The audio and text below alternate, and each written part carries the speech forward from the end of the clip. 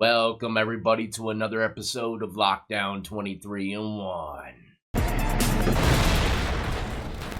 That's right, today I'm not gonna lie, it's gonna be hard for me to make this video. My back went out on me when I was pulling weeds doing yard work. It's so strange too, man, because my back goes out in the worst times. Like out of the thin blue air. One time I got out the shower, I didn't have no towel, so I had to run down the stairs, butterball naked into the laundry room and grab a towel and run back up. Dripping wet, right? Well, just keep in mind, my kids weren't home. If that was the case, I would have put something on. But I'm running up the stairs with the towel, and my back went out on me on the stairs, man. I had to crawl halfway up the stairs. Literally crawl because I couldn't stand. Still water beads on my body. Butterball turkey naked. Craziest times my back goes out on me, man. But anyways, today we're going to be talking about the Kristen Smart killer. In 2023, I believe, was when he first got stabbed in a California prison. Got his neck sliced. Well, he happened to have gotten stabbed again. This dude's turned into a human pincushion. We're going to get into it, also some of the details on the case for anybody that ain't never heard of it. But first, if you're new and enjoy all things lockup and crime related, then this is where you want to be. Hit that like, subscribe, notification bell before you leave, and check out my playlist with many more videos for you to start watching today. Paul Flores, the 47-year-old man convicted of killing college student Kristen Smart, who vanished in 1996, was attacked at a California prison for the second time on Wednesday. Staff at a Pleasant Valley State Prison witnessed another inmate stab Flores at around 3:30 p.m. on Wednesday in a recreational yard. The attack, which is being investigated as an attempted homicide, ended following verbal commands from staff. According to the CDCR, 2 suspected inmate-manufactured weapons were recovered after the incident. 2 of them? That's kind of strange. I wonder if Flores had one on the tuck as well. Right? I don't know, man. Unless there's a guy out there in the yard like Desperado. Remember that movie, Antonio Banderas? And his arch nemesis at the end was, what's his name, with all the knives? Yeah, man, that was a good movie. Never looked at guitar cases the same since then. Flores was taken to a medical facility outside the jail to be treated for injuries and returned to the prison in fair condition. No other inmates were injured. The Corrections Department said the unidentified inmate believed to be responsible for the attack has been placed in restrictive housing. This week's attack on Flores marks the second time he's been stabbed in the Central California prison since he was sentenced to 25 years to life in March 2023. During the first stabbing, Flores was hospitalized for 2 days after inmate Jason Budrow allegedly slashed him in the neck during an attack in the prison yard. Budrow pleaded not guilty to felony charges, including attempted murder and assault by an inmate serving a life sentence. Authorities have not released a potential motive for either attack on Flores, but if we were all to guess, it's because of the killing. Not to mention he's high profile, so anybody who takes him out is going to be remembered in history for quite a bit of while. Possibly become legendary, right? Kind of like the dude that killed Dahmer. That's how a lot of people think, this is my life, it's prison, I'm never leaving, might as well make a name for myself before I go out. But maybe got word from someone else saying, hey, you better do this. You never know. This is to be expected in just about every prison across the country. A lot of people don't like this guy, not one bit, not one drop. It says Flores was arrested in 2021 for the murder of Smart, a 19-year-old student in California Polytechnic State University, who was last seen over Memorial Day weekend 28 years ago. He was convicted of the crime in 2022. Smart was declared dead in 2002, and her body has never been found. So it took them 20 years after she was declared dead to figure out he was the killer. How did that happen? Well, believe it or not, it really opened up because of a podcaster. Yeah, that's right. Us podcasters, man, we can help in many ways other than just raw entertainment. So let's talk about this podcaster and the details surrounding his conviction.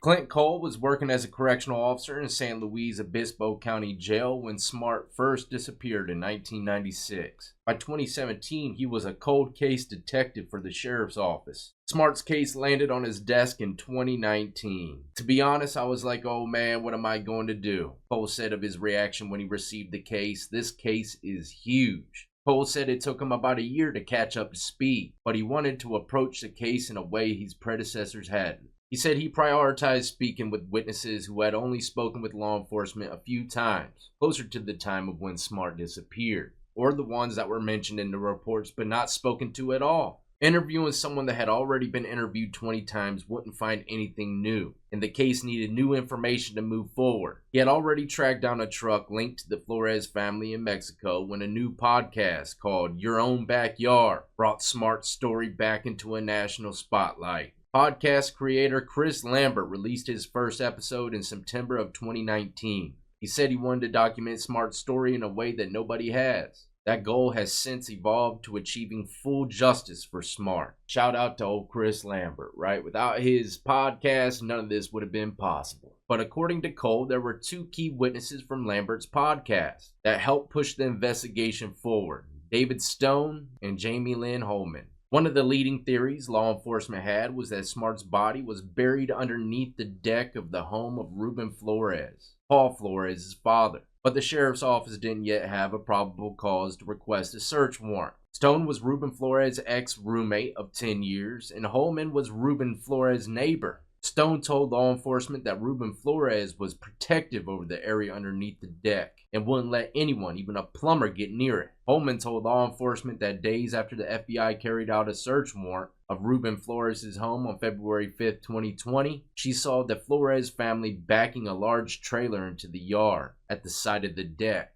She also said that she's seen them yelling at each other outside the home. Stone's and Holman's statements were two huge components in getting the probable cause they needed to search underneath the deck. It would be more than a year later before the sheriff's office returned to carry out its 2-day search warrant on March 15th and 16th of 2021. Archaeologists and cadaver dogs accompanied sheriff's deputies on the first day, and after searching the entirety of Flores' backyard with a ground-penetrating radar, one spot underneath the deck piqued their interest. The surface soil looked disturbed. Both said he could see shovel marks, and cadaver dogs altered their behavior at the disturbance, although they did not fully alert the scent of human remains, probably because so much time went by. You know, if a dog can smell blood after 20 years, I mean, that's pretty extreme. I know they got good noses and stuff, but that's a long time. Then the groundbreaking penetration radar found an anomaly that measured 4 feet deep and 6 feet long, the size of a human grave.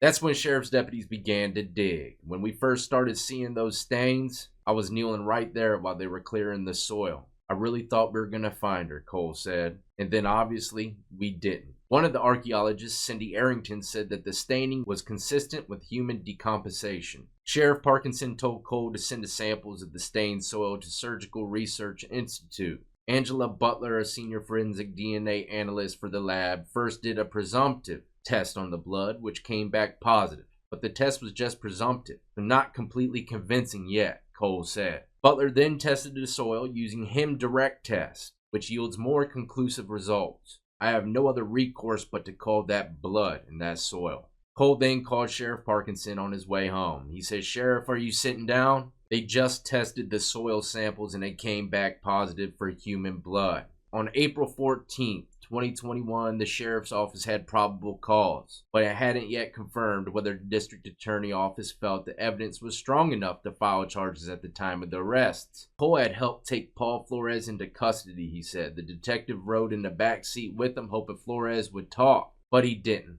After he dropped Flores off at booking, Cole stopped his car outside the sheriff's office and pulled over. "I just needed some time," Cole said. It was an emotional moment. Then the sheriff called me and said the DA's office is filing charges. Everything's golden. And that's about it. You know, it all started with a podcast. Unbelievable, man. This is truly a remarkable story. Very sad story, though.